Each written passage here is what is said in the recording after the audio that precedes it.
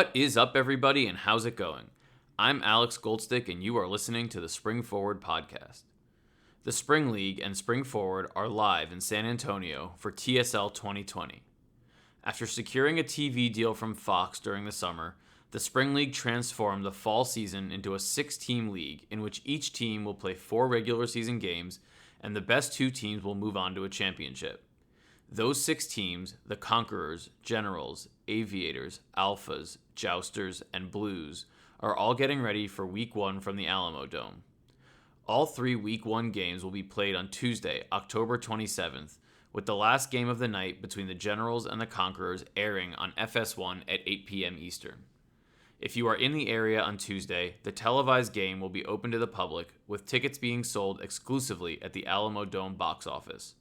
Tickets are on sale now. Today's episode features Tyson Graham Jr., a Spring League returnee from 2018 who has played in the NFL, AAF, and XFL since he was last with the Spring League. The interview with Tyson was conducted with masks on, just a heads up in case you notice any reduced quality throughout the interview. Let's get to it.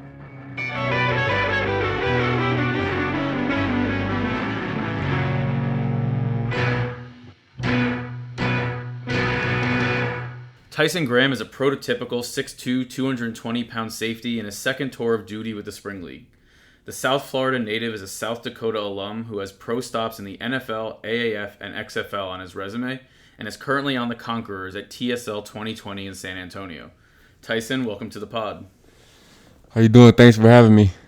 So let's start at the beginning. Like I said, you're a South Florida native, Pompano Beach, and I don't know much about Florida and Florida geography, but Broward County, I think, raises brows in the football community. What's it like coming from this, Miami area hotbed of football talent? Just being from South Florida, like you said, we're known just for creating a lot of talent, producing a lot of talent, especially sports-wise, football-wise, to be exact, and speed. Speed is something that I think a lot of athletes pick up from just being from Florida in general. But growing up in South Florida, sports kind of is instilled in you early. I started playing football probably around the age of 5. I played 1 year of flag, and I was in tackle football probably by the age of 6 or 7 years old. My people kind of got me involved early just to kind of keep me active. And once after that, I kind of just fell in love with the game. I started playing Pop Warner football for different organizations across the county. And, from there, it kind of led to high school and just falling in love with the game and, just going from there and just being around other guys, growing up with other guys who are, known in the NFL, just having that camaraderie, just being from the same areas. It's pretty cool. So I don't know if anyone's connected the dots yet from the intro to what you just said, but there's not a straight line from Miami to South Dakota. Right. So tell us about high school recruitment. I know that you played 2 ways. You were a receiver and a safety in high school. How do you end up at South Dakota? Transferring, I want to say I transferred my junior year of high school over to a private school. So my recruitment kind of got started late. Went to a small school, private school. Not too many people came out just because of how small it was. Highlands Christian Academy. Once I ended up going over there, about my senior year, things ended up getting picked up, my recruitment process. South Dakota ended up offering me a scholarship, I want to say around late December. My receivers coach at the time when I was playing receiver, Kelton Copeland, he was in charge of recruiting the South Florida area. So I was his first scholarship offer that he ended up giving out once he got there. And, from there I went to USD. That was my first time actually going on a visit to a plane and everything like that. So once I went up there, I played receiver for about 2 years. Then my safety coach kind of seeing how I was able to block and was physical at the point, and they wanted to see if I can switch positions, if that was up to me. I liked it, and I made a transition over about my sophomore redshirt year. I went home, literally watched film of that whole spring ball, learned the whole playbook inside out, and then I took it serious from then. And then I became a safety, and I also had to play linebacker my senior year, so I was kind of all over the field. But Not too many people from South Dakota. I mean, from South Florida end up in South Dakota. I'll tell you that. So it was definitely a culture shock and Yeah. climate change and everything. I mean, you touched on a couple things there. Like, a lot of DBs joke about the fact that they're DBs because they don't have the hands, but you Right. clearly do. I read on the South Dakota on your player page that you were, scout team offensive player of the week your redshirt freshman year. So, was it more about the hitting people? Was it more about the cerebral part of playing defense? What attracts you to defense? I think just the physicality part. I think me in general, just knowing how I play the game, I just think that I would rather hit someone than just be on the opposite side. No offense to the receivers, because I have plenty of guys who play, close friends who play receiver. But me, I just like hitting people, making an impact and just being able to just be a playmaker on the ball. Like interceptions, big hits, that's just me. So I think everything kind of just worked out. And I credit one of my coaches, Jason Petrino, who sat down and talked to me and explained to me everything. And he actually trusted me and, took me in to help me with that transition very smoothly. You actually arrived at South Dakota in the school's first year in the Missouri Valley Football Conference. Right. Did you, on the ground there, feel an acceleration in the program or the program getting better, upon your arrival? Yes, I did. It kind of, Joe Glenn, the head coach, he came in and it was kind of going into a new direction. We started to get the pieces that we needed gradually as my years went on there. And we started to see change slowly but surely. We knew nothing was going to come overnight, but and we knew that. And I would say actually now by the time, since I have left and since I was starting to leave, that the program has taken new heights. Playoff, berths and the year after you left. Exactly, and you got more guys coming out to lead. You guys got guys like Chris Scrabbler and other guys who've been out, and able to come out of South Dakota is just a testament to what we've been able to do and produce out there so far. So it's been pretty good. Before we jump to your pro experience, I mean, you mentioned it, but we've touched on 3 positions you've played now: receiver, right. Safety, and then you moved to linebacker your senior year. Right. Do you think that movement in position has helped you in the game of football, at the age you are now, or has it hurt in that, it hurt your, scouting and tape? And I think it's actually, it's kind of helped me just because I know for one, just me just going to receiver and safety shows my athleticism, but also going to safety, it kind of helped me, and then also my athleticism and just being physical, it kind of helped my game, me to be able to produce more just because me being a receiver prior, I was able to understand the game, where the offense wants to do, what they dictate, how a receiver thinks, how he, where he wants to go and things like that. So it kind of slowed the game down for me once I got on the defensive side of the ball.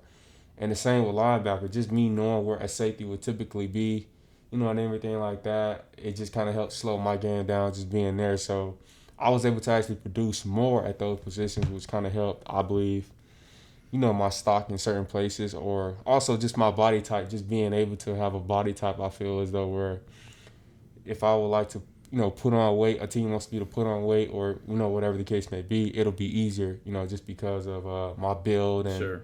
Everything like that.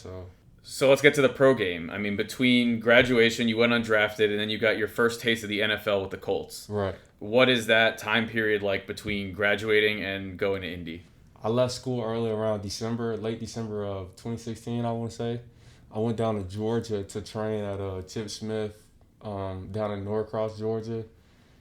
Trained there for about 3 months, and then I ended up going back to Florida to train to work specifically on my 40 time, which was something that me and my agent discussed about in a discussion he's had with other teams, which is a big focal point. Went down there, trained, came back up to South Dakota, ran my pro day. I ran my 40 in like a 4.53 maybe, 4.53 or 4.54.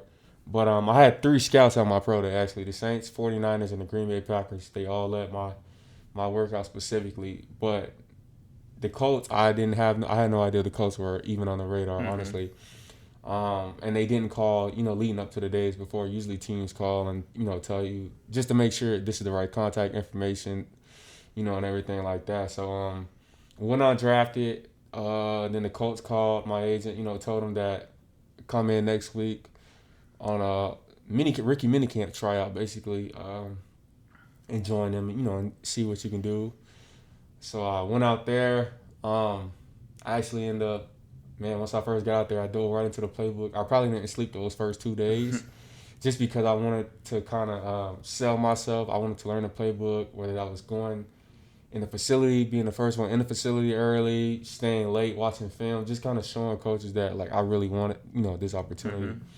Long story short, I ended up actually getting signed. They ended up signing me on the last day to the squad, and I was with them until roster cuts, so preseason cuts.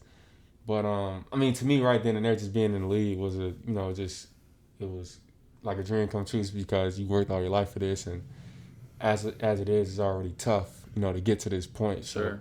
So, just knowing that, just coming in as a tryout guy, like you just gotta work for literally everything, like especially as a young or old guy. I mean, you just have to work, like, but And that's just on something a that could yeah, play. and on a sort of fan level, I mean, Right. what's it like going from a Missouri Valley football school to the NFL? You have a lot of Power Five guys that might be signed on their resume alone, whether or Right. not they deserve it. But it takes a little something extra to get noticed out of South Dakota. Most definitely, especially since, like you said, it is a smaller school, like FCS school, so we kind of at times get overlooked. But that just also goes to show that if you can play, they'll find you as well. Like no matter what level you're on. But it definitely felt good coming in as a smaller school guy, working, getting to that level, and seeing those other guys who you either played against, or who came from those Power Five schools or whatever the case Sure. may be. Well, and so that takes us to the Spring League in 2018, which is the first time we crossed paths. Right. And, I remember your name because you actually missed the second game because you got signed by the Falcons straight out of that camp. Right. And, of course, on the Spring League social media, we always go back and try to find pictures of guys in Spring League stuff to promote them when they get signed. And we had one of you because you weren't Right. there for that long. You Right. got signed, and every Spring League player wants to get signed, and the Spring League is more than happy to let them go. But what do you remember about your time in Austin? That was the Johnny Manziel year, and kind of the first time the league exploded onto the scene nationally. Yeah. So honestly, I can say I did not know what to expect when I first got up there. Just there's gonna be a bunch of guys who are hungry, trying to fight for a spot. To get to where the ultimate goal is to where they want to be in the NFL. So I just told myself from day one, I'm just gonna go out there and set the tone, whether that's being first in the drills, first in line for whatever the case may be, just to try to set the tone and make myself stand out, amongst those other guys. So I just kind of took it serious from day one, as far as even with meetings and stuff like that, just paying attention in meetings, just because, you're also being recommended and you're being watched by, a lot of coaches as well. So, I mean, if a coach calls and asks how is this guy in meetings or whatever the case may be, you don't want a bad word out saying that, oh, he's on his phone in meetings and stuff like that. Like, no team is probably going to take it serious just because they're not going to invest you, if you're doing that stuff. So if you're not taking it serious. But I went out the first couple weeks. I tried to do what I had to do, make plays. I was in a meeting one time, I believe. I got a text from my agent, but I knew it was my agent because I usually set different ringtones for my agents just because it's easier to know, if that's them texting me. So I got a text from him and slipped my phone out just because it's kind of, surprised that he texted me during that time of the day. Went to the bathroom. Well, I want to say I told the coach I went to the bathroom. Sure. I stepped out, and then I just seen he said, hey, the Falcons, want to bring you in for a workout. And I think this was leading up to the second game. So I believe at that point I told him, yeah, let's do it for sure. And at that point, I don't want to say I was fully mentally checked out of the spring league, but I was like, at that point, I'm probably not going to play in that second game just to risk, just so I won't risk further injury. And I basically got the opportunity that I was looking for. So exactly, and that's why people come, Exactly. And I think even and we'll get to the Spring League 2020, but even in the contracts now for the players in 2020, if an NFL team comes calling, we'll be the first ones to tell you to get out of here. Right. What do you remember about the hype around that league at the time? I mean, Johnny brought a lot of exposure to the league. Did you play him? Yeah, I actually didn't get a chance to play Johnny. I had a few interactions with Johnny, like outside of football, but we didn't get to play him. We were supposed to play him my second game, I believe, but I didn't play that game. The league definitely had a lot of hype. You had guys like Johnny, Zach. I believe Zach's here again. Yeah, and we'll get to a few of them because I think you crossed paths with a bunch of people throughout this, at a couple of your stops. But So you go to Atlanta right from the spring league. You're Right. flying from Austin to Georgia. You No, have any definitely. time in between? No time in between. I'm still living in South Florida, and you can throw this in there. I'm also the crazy thing is I always wanted to move to Atlanta. So once I got the call that Atlanta wanted to bring me in, it was just like it's kind of like things just kind of just expedited at that point. But And how long was that? Just a workout? Did they sign you? How long did that experience last? uh, they flew me out of Austin. I want to say maybe a couple days after, and I had a workout the next day that I had. The second day I was out there. Actually, I can believe they brought me out there the same time where they were bringing in like NFL draft, prospects. I guess sending them in for visits, but they ended up signing me that right after that workout. And it felt really good. Like I said, Atlanta was a big place that I wanted to be, and it felt good because everything that I had planned for the spring league, it came, it came true. I went in there, did what I had to do, and opportunity came. So. Atlanta was a great place. I had built a lot of great relationships, played some good football, and it was definitely a great opportunity for sure. And I read, yeah, I mean, I read that you really bonded with the Atlanta secondary, especially because of all the position switching you had done a couple of years before.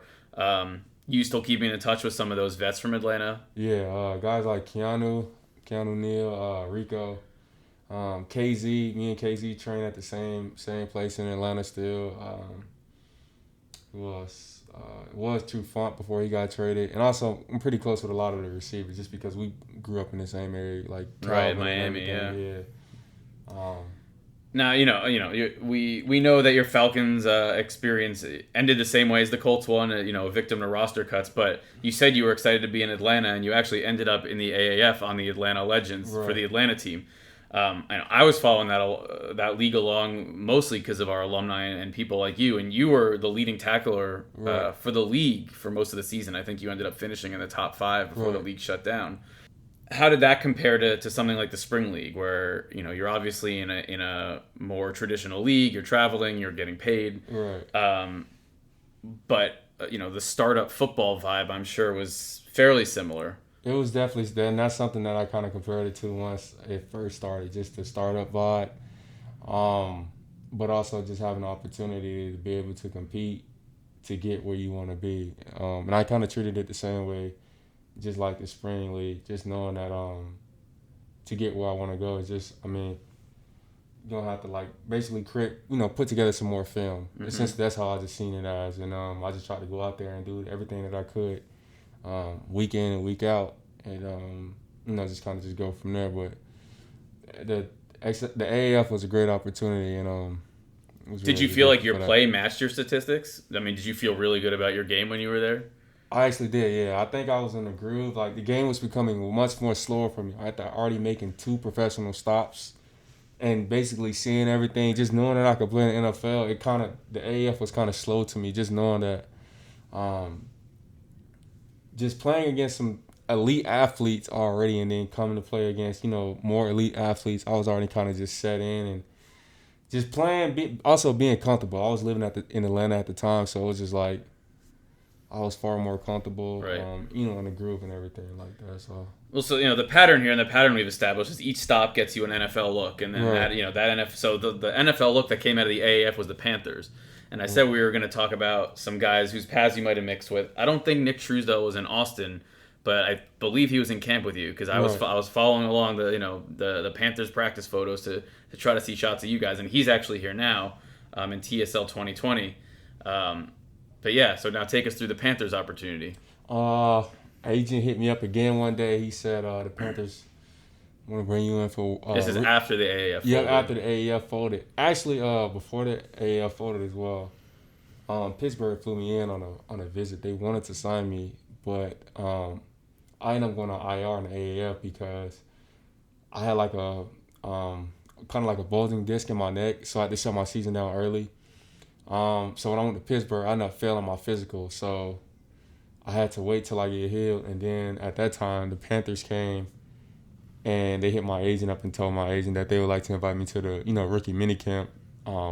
Ended up going up there, definitely came across Nick Truesdale. At the time, also knew him because I think he was on the Salt Lake team up there. And then did everything I could in there. And then it just, every team has whatever they're looking for. So it didn't end up working out there. But I like Carolina a lot as well. Yeah, and then you end up in the next startup football league, which is the XFL. And I don't know if you're a fan of the Spring Forward Pod. No need to answer that question. But I interviewed Dantes Bird fairly early in the XFL season, and I always remember mentioning in that pod that I have to talk to you because you've had all this success after the Spring League. We didn't know it was going to come back to the Spring League or what was going to happen here. But when I saw you were on the roster for this camp, I was like, okay, Tyson's got to be the first guest we have here.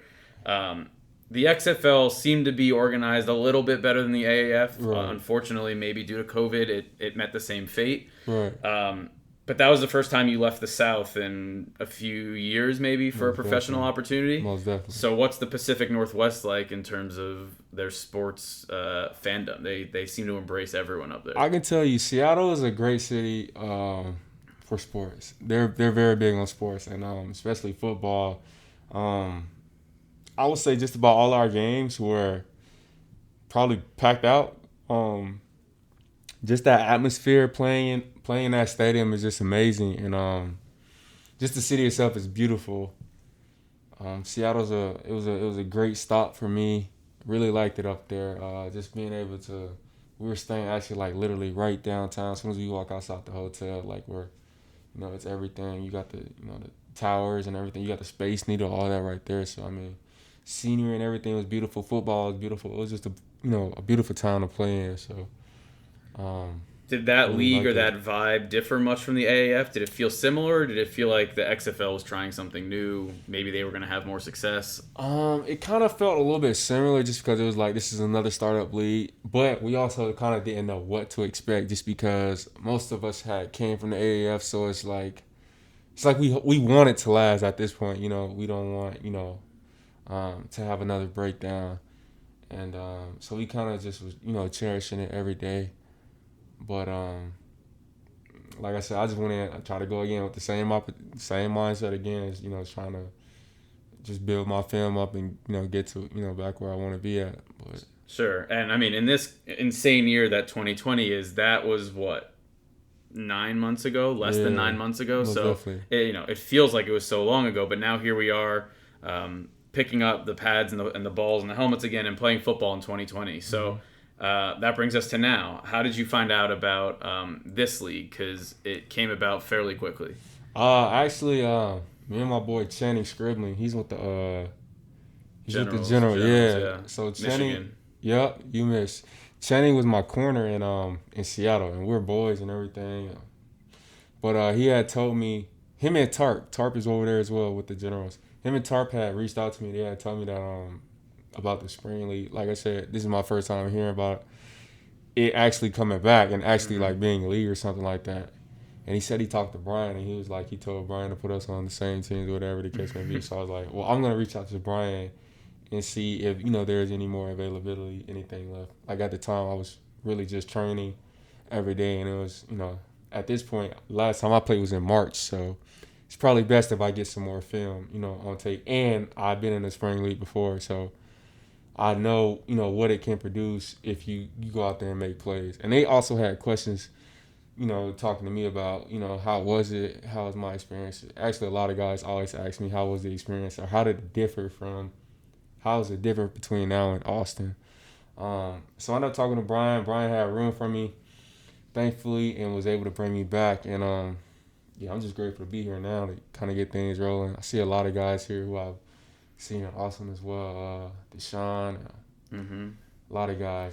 And there's a lot of that return factor, because a lot of the guys did do AAF, XFL, and those leagues don't exist anymore. And so it kind of comes back around full circle with like 2018 when those leagues didn't exist.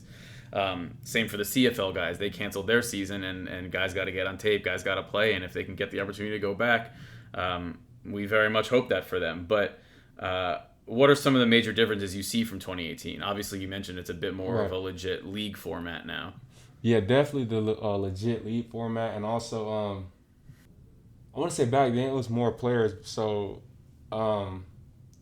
it was more so like you gotta get out and actually More like, players and fewer teams. definitely more players and fewer teams. So it's like your reps maybe you might not get a lot of reps that day, but the reps that you do get, you have to make sure you stand out because you don't know who's watching and you don't know how many more reps you're gonna get. And of course, without COVID, coming the hands-on like virtual like meetings and everything like that. So I mean, those are really the main differences. Other than that, it's just to me, it's kind of the same thing. It's just Sure. more teams. It's hard to take COVID out of it. Obviously, I think that one of the reasons the league is where it is due to the folding of the XFL and the Big Ten moving their season back and whatnot. But do you, from a player's perspective, see a value in a league that is in one place? I think they've tried it in other sports, but in football, you've never had this like single site idea executed before. And is that the right way to do development football from your perspective? I think it is. I mean, just seeing kind of having like that bubble concept. It's kind of I think it works, and also just having like the COVID testing, just to kind of keep your eye on things and make sure everything's kind of smoothing out, and also having the virtual meetings and everything like that. I'm pretty sure if any other league starts up, they're gonna try to do the same thing, and it's actually, to credit to the spring league, it's actually tougher to do a bubble concept with football just because there are more guys. I feel like NBA, you probably have to deal with 15 guys per team, and they Exactly. have It's one of the reasons the NFL couldn't do it. Exactly. So let's get put on your analyst hat for a second. You're on the Conquerors, one of 6 teams. Head coach Jerry Glanville. Can you take us through some sort of team preview? Obviously, it's hard when you've got 6 brand new teams that were all founded at the same time. Right. People ask me all the time, who's the best team, and you probably have a better eye for talent than I do. So take us through your team and what you've seen of other teams. Well, you're only practicing with one other team. From what I've seen from our team, we have a pretty dynamic team. Just our offense, we got like June Jones. A lot of guys familiar with June Jones, especially with the XFL, Houston Roughnecks. What he was able to do with those guys, and that offense is just amazing. Got a couple great quarterbacks. Like Kevin Anderson is one of them. That's my boy. We went to high school. He's actually my high school quarterback. Yeah, another former spring leaguer too. Yeah. He was in the one after you in 2018. So it was kind of good having him. And then a couple guys on offense. We got Malik Foreman. We came out together and trained together. And Dan Williams, familiar with him in the AAF and XFL. And also Nick Hawley, familiar with him as well. Defensive wise, Glanville, he's just gonna get after you. His defense is very fun. I can't give too much insight on exactly what we do, but if anyone's familiar with the early '90s Falcons, he's a bit of a ball hawk. Most definitely, and it's a lot of he creates that. I mean, his play calling is gonna create a lot of opportunities to make plays. So it's gonna be up to us, to be able to cash in on those. Let's say as far as other teams, from what I've seen, I got pretty much a couple guys on just about each team. But you recognize some guys from your past in the football community that have made their way here. Most definitely. I want to say at least about more than 10 guys probably who I've either played with or just know in general or came across paths with some way down the line. But definitely know a lot of people. And not to end on this note, but obviously you picked up a knock this week in your quad, and it seems like you are already moving around much better. Do you plan on playing in your first game on Tuesday? Yeah, I've been doing extra treatment, double up on treatment, tripling up on treatment, trying to do everything right now. I actually have a heating pad thing on my leg, and it literally has my legs sweating bullets right now. So, well, I think it's pretty hot in here too, because I tried to let out or block out all the sound. Oh, yeah. But that's good to hear. Your first game is against the Generals on Tuesday night on FS1, and I don't know about you, but I think that's a much bigger deal than Game 6 of the World Series. Most definitely. I mean, especially it feels good being the first team to actually be televised this season, being on a big stage, under the lights. It can't get any better than that. So yeah, and that's a good thing to end on. Give me your impressions of the Alamo Dome, and the first 3 weeks of the Spring League will be played at the Alamo Dome. It's crazy because the Alamo Dome, we had to actually, rodeo with that was in the AAF when we actually had to play San Antonio. I wouldn't say like that inaugural game, that just that little test drive that we had with them. So it kind of brings back memories. I want to say stadium is very beautiful. Nice turf. Yeah, and that's important. I don't think people realize how the Meadowlands and the Giants and Jets had issues this year with turf. To hear a player say that the turf is good, I think is reassuring injury-wise, I think, for the whole league. Tuesday night, FS1, Generals versus Conquerors. Tyson will be on the field. Yes, and we appreciate you being the first pod guest of this season. Yes, sir. Appreciate it.